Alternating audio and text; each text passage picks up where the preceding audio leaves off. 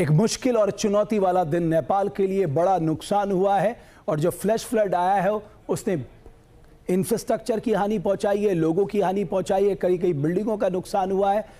इसी पे बात करने के लिए मेरे साथ काठमांडू से वरिष्ठ पत्रकार लाइव है अभय श्रीवास्तव साहब। बहुत धन्यवाद न्यूज़ नेशन के मंच पे आने के लिए। मेरे सहयोगी सैयद जो काठमांडू पहुंच चुके हैं और वो भी मेरे साथ जुड़ेंगे। अभय जी, सबसे पहले इस समय की लेटेस्ट जानकारी आप हमारे दर्शकों तक क्या पहुंचा सकते? देखिए, अभी क्या जो स्थिति है, कहा जा रहा है कि जो वहां से जो बाढ़ का पानी है अभी इंडिया के बॉर्डर के बहुत नजदीक पहुंच गया, लगभग 40 किलोमीटर दूर है। नौलपरासी का एक जिला है नौलपरासी जिला के बगल में ही वाल्मीकि नगर का एरिया, जहां पर नारायणी नदी मिलती है गंडक में। तो आज लगता है मतलब 11 बजे तक ये बाढ़ का जो पानी है वो इंडिया के बॉर्डर तक जा सकता है। और यहाँ पर अभी जो मरने वालों की संख्या, ऐसे तो सोशल मीडिया में बहुत ज्यादा आ रहा है, लेकिन नेपाल सरकार ने जो पुष्टि है वो 22 लोगों का किया है। और जो लापता है, जिनका कोई भी ट्रेस नहीं पता चला, वो 384। लेकिन सोशल मीडिया की न्यूज पर अगर विश्वास किया जाए तो बहुत सारे पुलिस चौकी का, इन्हें पुलिस का भी पता नहीं है। जो रसुआ में जहां से ये निकला हुआ है, एक्चुअली लेंगटे नदी है तिब्बत में, वहां से ये शुरू हुआ था। और वहां के बगल में रसुआ एक जगह, वहां से केरुंग नाका जो है, केरुंग बॉर्डर, वहां से बहुत सारा यहाँ इंपोर्ट वगैरह होता है। जितने भी इलेक्ट्रिक व्हीकल आते हैं नेपाल में वो उसी रास्ते से आते हैं। तो उन इलेक्ट्रिक व्हीकल वगैरह को भी बहा ले गया है। साफू बेसी एक जगह है, उस बाजार को पूरा बहा ले गया है। एक अपुष्ट समाचार, ये सोशल मीडिया की न्यूज मैं आपको बता रहा हूँ, इसकी कोई पुष्टि नहीं हुई है, लेकिन कहा जा रहा है कि एक त्रिशूली बाजार के पास जो एक असेंबली चल रही थी और उस असेंबली के में टीचर और विद्यार्थी जो असेंबली में थे उन पूरा उसको बहा ले गया है। तो बहुत सारे ऐसे गांव के गांव इसमें गए हुए, बहुत दुखद स्थिति है। बिल्कुल। और अगर चीन ने समय पर नेपाल सरकार को अगर सूचित किया रहता तो शायद इतना बड़ा नुकसान होने से बचा जा सकता था, लेकिन चीन की तरफ से कोई भी सूचना नहीं दी गई। उसका नतीजा हुआ कि नेपाल में अपूरणीय क्षति हुई है। तो अभय जी, नेपाल ये मान रहा है कि चीन ने जो कम्युनिकेशन नहीं किया उसके चलते इतना बड़ा नुकसान देखने को मिल रहा है? नहीं, इसके बारे में आपको एक चीज समझ लेना चाहिए। नेपाल में जो एक आम जनता का जो सेंटिमेंट है, वो चीन पर कभी भी कोई भी आरोप नहीं लगाते हैं उनके, इसलिए डायरेक्ट आरोप चीन पर कभी तो कोई कुछ भी हो जाए उस पर नहीं लगाया जाता है जब तक कोई उसका सॉलिड प्रूफ नहीं मिल जाए। तो किसी भी यहाँ की नेपाल की मीडिया में कहीं से भी चीन के बारे में कुछ नहीं कहा जा रहा, लेकिन सोचने वाली बात है कि यार चीन से हुआ, ये लेंगटे नदी तिब्बत से बहती है, वो आके बेत्रावती नदी में मिलती है, और बेत्रावती आके त्रिशूली ही जाके नारायणी में मिलती है, और नारायणी जाके गंडक में मिलती है। तो अगर समय में इन्फॉर्म किया गया रहता तो शायद नेपाल में इतनी क्षति नहीं होती। बिल्कुल, लोगों को समय मिल जाता अपने को सुरक्षित करने का। बिल्कुल अभय जी, आप मेरे साथ बने रहिए। मेरे सहयोगी भी सैयद आबिन मेरे साथ जुड़ चुके हैं। सैयद, आपके सूत्रों से आप तक क्या जानकारी मिल पाई है अभी तक?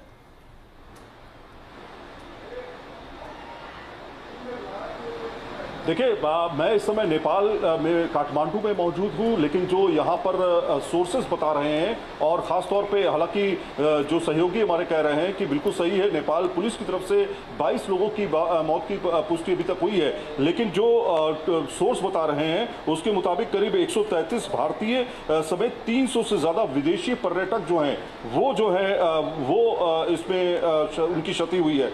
1000 से ज़्यादा लोग बताए जा रहे हैं कि लापता हैं, और 95 लोगों की मौत की पुष्टि ऐसे बताया जा रहा है। हालांकि नेपाल पुलिस के आंकड़े अगर मानेंगे तो उससे काफी कम है। लेकिन रमेश, आपको हम बताएं कि जिस तरह से ये सैलाब आया है, आपको याद होगा धराली में कि सोचने का भी मौका नहीं मिला। और ये बात बिल्कुल सही है कि अगर पहले से इंटीमेशन होता है इस सैलाब के आने का, क्योंकि आप देखिए 8:30 बजे से 9 बजे के बीच में सुबह ये हुआ है, और सुबह के वक्त इंटीमेट किया जा सकता था, लेकिन इसकी जानकारी पहले से नहीं दी गई। और एक और खतरा जो है अभी मंडरा रहा है, और वो खतरा ये है कि उसी जगह पर जहां से ये सैलाब की उत्पत्ति हुई, उसी जगह पर 7 से 8 मीटर की एक झील और बन चुकी है। यानी खतरा अभी टला नहीं है, खतरा अभी बाकी है। और ये अगर खतरा अगर फिर से आता है तो जरा सोचिए क्या होगा। तमाम तरह के टेलीफोन कनेक्शंस जो है खत्म हो चुके हैं, नेटवर्क सिस्टम खत्म हो चुका है, कई गांव के गांव जो है वो जो पहाड़ के साइड में थे वो बह चुके हैं, कई पुल खत्म हो चुके हैं जो चीन तिब्बत और ये नेपाल को जोड़ने वाले पुल थे वो टूट चुके हैं। तो ये सब लाइव तस्वीरें भी आप देख रहे हैं जिस तरह से सोशल मीडिया पर लगातार लोग डाल रहे हैं, तो ये बिल्कुल त्रासदी बहुत बड़ी है।